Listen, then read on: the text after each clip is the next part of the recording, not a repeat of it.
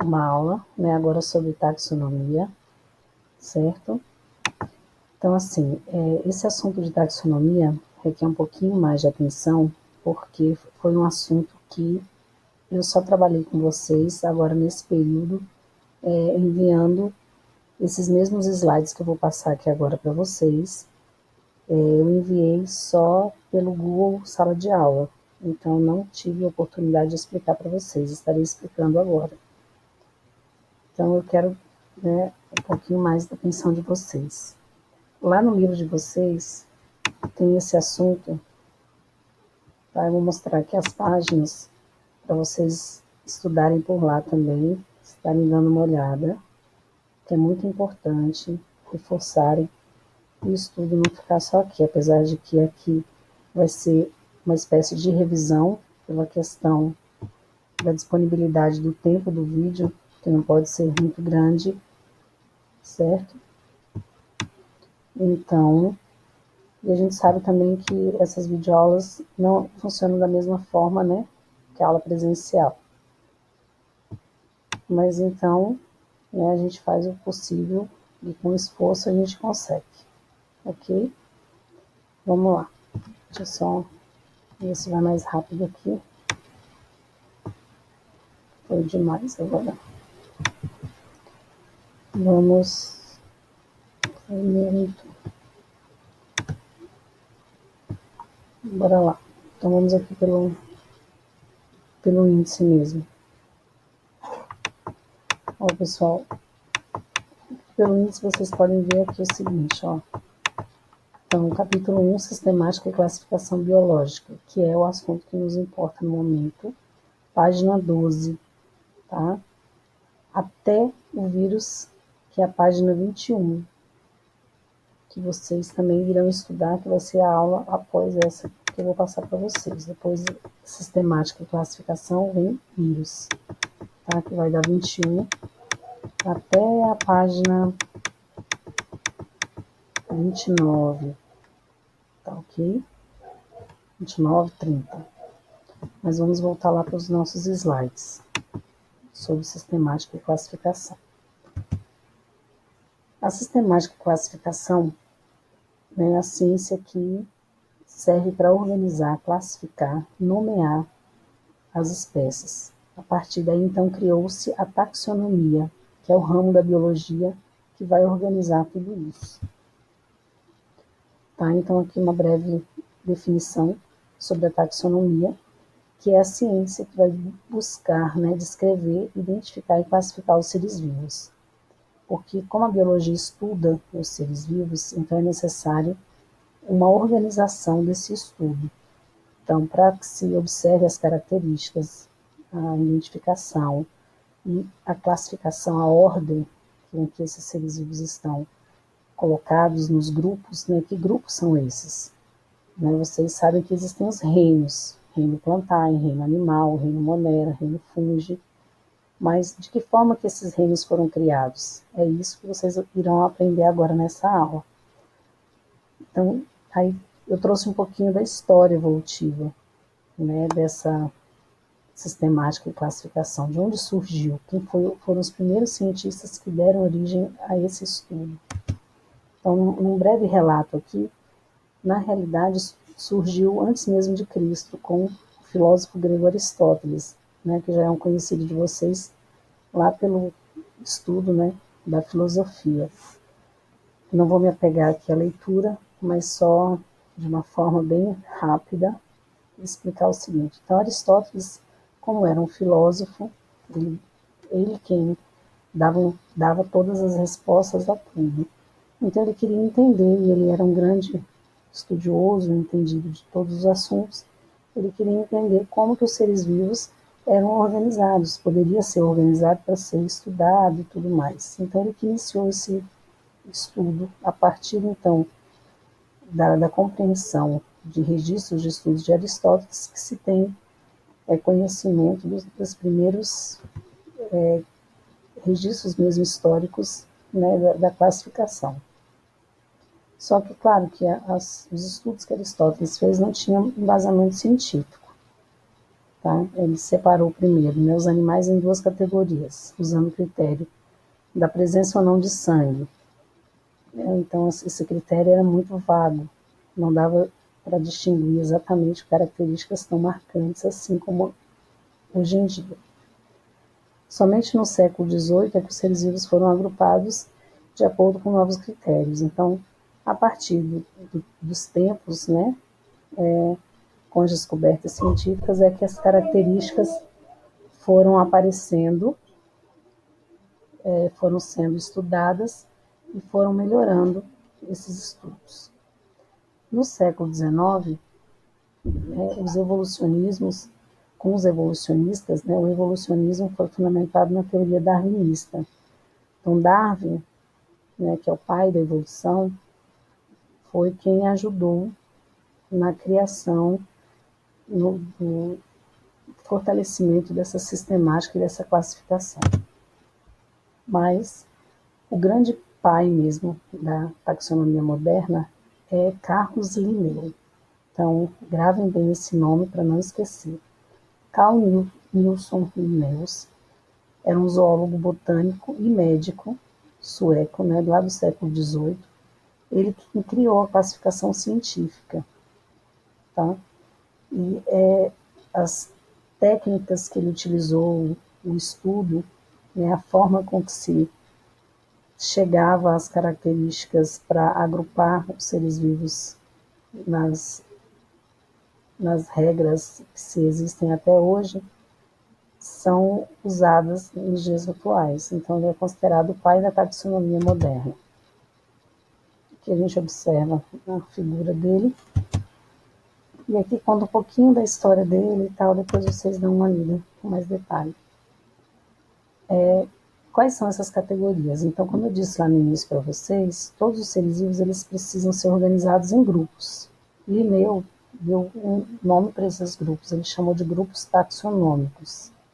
Então, ele disse assim, bom, quando se observa as espécies, um ser vivo, ele precisa fazer parte de outros seres vivos, de outros grupos. Que grupos são esses? Então, foi se estabelecendo, a partir das características, grupos. Então, que vai desde o menor, que é uma espécie, que é um ser só. Então, esse ser só, ele se assemelha com outros, mais próximos a ele. Então, ele já faz parte de um gênero. Vários gêneros juntos se assemelham e fazem parte de uma família. Consequentemente, uma família também várias famílias juntas se assemelham e vão fazer parte de uma ordem. Várias ordens vão ter características afins que vão fazer parte de uma mesma classe, por exemplo, a classe dos mamíferos, né, que são vários seres vivos que são mamíferos, então eles são a partir de apresentarem glândulas mamárias, terem pelos, entre várias outras características, fazem parte da classe dos mamíferos. Vários seres que fazem parte dessa classe de mamíferos, por exemplo, junto com outras classes que apresentam características afins, vão fazer parte de um único filo. Tá? Seres com características também muito próximas vão se juntar e vão fazer parte de um reino. E aí a gente chega no grupo maior, né, que a gente tem então os reinos que nós conhecemos, que é o reino animal, reino vegetal, reino fungi, reino protoctista, reino das bactérias e reino das artes. Então aqui a gente viu esse grupo taxonômico do menos abrangente que a espécie para o mais abrangente. Tá? Então, observem que a partir do momento que vai aumentando a abrangência dentre esses grupos, né, vai aumentando as características semelhantes a eles. Tá?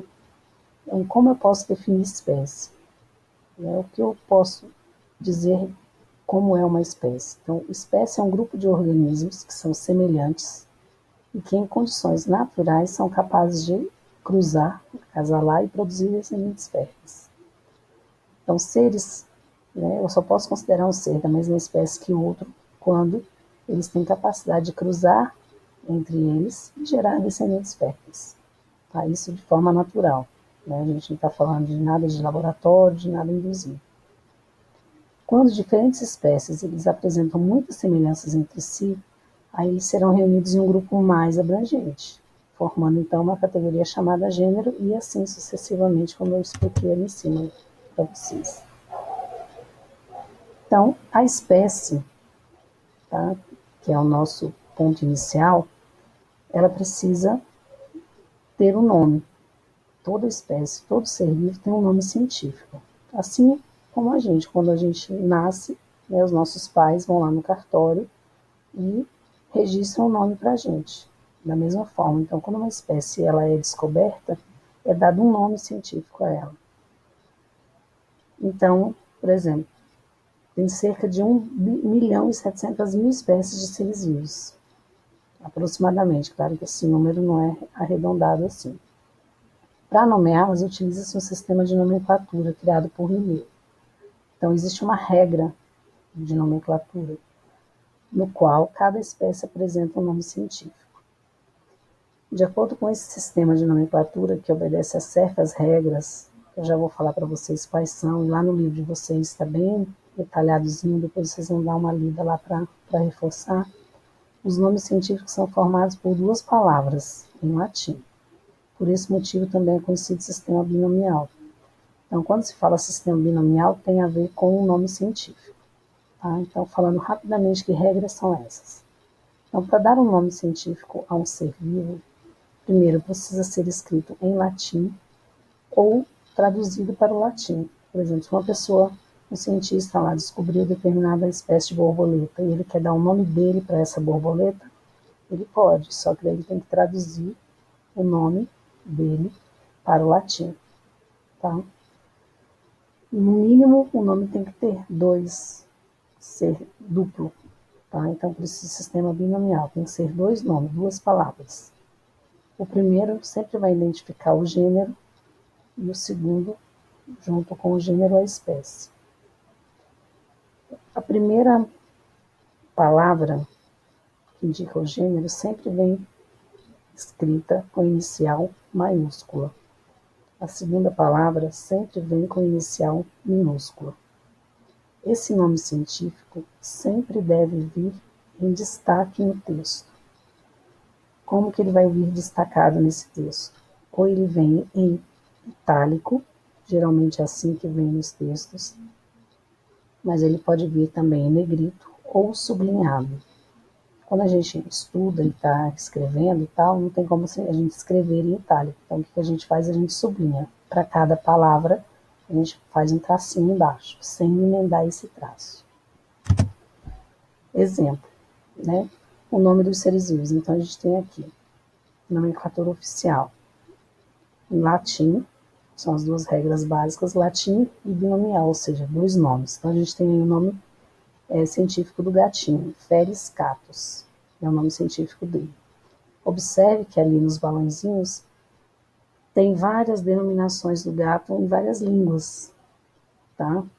Então, eu só identifiquei aí gato e cat aí, né, que é inglês e português. Os demais aí não faço nem ideia de que língua seja. O nome científico, ele vem para universalizar. Então, qualquer lugar do mundo que se estuda essa espécie de felino, ele vai se chamar Felis catus, seja ele na Alemanha, no Japão, no Brasil, nos Estados Unidos, qualquer lugar do mundo, no livro de registro da espécie, está lá, gato Felis catus, seja ele um cat, um gato, um chat, um neco, um cat, um coscra, como está aí, né, nos balãozinhos. Então, o Felis é gênero, identifica o gênero, essa primeira palavrinha. O catus é o epíteto específico, ou seja, significa a espécie que junto com o gênero forma o nome da espécie completa. Tá? Observe que o nome da espécie está em destaque, sublinhado, como eu falei para vocês, e se sublinha assim, para cada nome tem um tracinho. Tá? Aqui tem outros exemplos, do leão e do tigre. Tá? Então, nome popular leão, o gênero Panthera e a espécie Panthera leo. Tigre, também do gênero Panthera, só que a espécie é Panthera tigris. certo? Então, observe como eles têm semelhanças, eles são da família Felidae, eles fazem parte do mesmo gênero, por terem características muito próximas. Aqui são diferentes sistemas de classificação dos seres vivos. Então, os reinos, né, vocês conhecem, que são... Antigamente se falava só em monera, protista, fungo, plantae e animal. Hoje em dia, a gente já estuda esse monera, né, já não se usa tanto. O monera foi subdividido em dois grupos, bactéria e árquea. Aí depois vem o protista, fungo, plantae e animalia. Aí, na linha de baixo, na última linha, é uma outra divisão mais detalhada, mas que se usa mais em universidade, tá? Para a gente aqui, ensino médio, essa penúltima linha é o que importa no momento. Lá em cima, em domínios, significa o seguinte, vocês aprendem, né, a gente aprende lá no primeiro ano do ensino médio, que os seres vivos, de acordo com o tipo de célula, eles são considerados procariontes e eucariontes. Né? Procariontes para aqueles que têm a célula procariótica e eucariontes para aqueles que têm a célula eucariótica. Pois bem, para fazer parte desses dois domínios aí, foi dividido em 3 domínios agora. Então não é mais procarionte ou eucarionte. Então ele é árquea, bactéria ou eucária, de acordo com essa característica, procarionte ou eucarionte, tá bom? Por quê? Porque tanto árquea como bactéria, vocês sabem que são procariontes. Tá? Eucária são seres eucariontes aí. Como árquea e bactéria são procariontes, mas são seres muito com algumas características marcantes diferenciadamente. Portanto, são de domínios diferentes. Então, foi criado domínios para eles à parte. Agora, nesse outro slide, a gente vê a classificação. Com aquela mesma classificação biológica que eu mostrei lá, depois que eu expliquei sobre o meu, aqui nesses quadradinhos, observe que tem uma sequência de setas. As setas estão indo do menor para o maior, mas você pode vir ao contrário. Eu posso pedir para vocês, por exemplo, na prova, no teste, para vocês me falarem qual a classificação, quais são as categorias taxonômicas dos seres vivos, do mais abrangente para o menos abrangente. O mais abrangente é o reino, o menos abrangente é a espécie. Então, vocês precisam saber nesta ordem. Tá? Então, todo ser vivo ele faz parte de um reino. Esse reino é subdividido em filo. Cada filo se divide em classe. Cada classe se divide em ordem. Cada ordem em família, cada família em gênero, e cada gênero tem a sua espécie. Tá? Como que fica fácil para a gente lembrar nessa subdivisão da classificação? Existe essa palavrinha aqui de cima, tá? Reficofage. Se você lembrar dessa palavrinha, reficofage, você vai conseguir decorar essa ordem da classificação. Reino, filo, classe, ordem, família, gênero e espécie. Então, reino, filo, classe, ordem, família, gênero e espécie. Tá? Espero que tenham pegado aí. Aqui tem 4 exemplos de espécies, né? 4 espécies diferentes, como eles são classificados de acordo com essas categorias. Então, nós temos o cachorro, o gato, o chimpanzé e o homem. Como que seria a classificação dessas espécies? Então, vamos lá. Qual reino nós fazemos parte? Nós, seres humanos, o homem, reino animal. Assim como o chimpanzé também, o gato também, o animal também. Filo. Esse F ali significa filo. Então, nós temos o filo, os cordados, tanto para o cachorro, para o gato, para o chimpanzé e para o homem. O C, reino, filo, classe, né? Então, C é de classe, cachorro, mamífero, gato, mamífero, chimpanzé, mamífero, homem, mamífero. A ordem, o O, carnívoro, cão, carnívoro, gato, chimpanzé, ordem dos primatas, homem, também ordem dos primatas. Família, o F, o cachorro, Canidae, gato, Felidae, chimpanzé, Hominidae, homem, Hominidae. Gênero, cão, Canis, gato, Felis, chimpanzé, Pan e homem, Homo. Então, observem que o chimpanzé e o homem são muito semelhantes. Só chegam a diferença ali a partir de gênero. Tá? Só lá no gênero que vão se diferenciar as características, né, genéticas biológicas aí. Nas demais são todas iguais. E a espécie, né, cada um tem o seu nome: Canis familiares, Felis catus, Pan troglodites, que é o chimpanzé, e Homo sapiens, que é a nossa espécie. Observe que cada ser vivo, cada espécie tem o seu nome científico. Ok? Só tem um errozinho nessa imagem aqui. No Canis familiares, esse familiares do cachorro deveria ser minúsculo, tá? E aqui tá maiúsculo. Desconsidera esse F maiúsculo aí. Tá, gente? Então, assim, por enquanto, os slides são esses,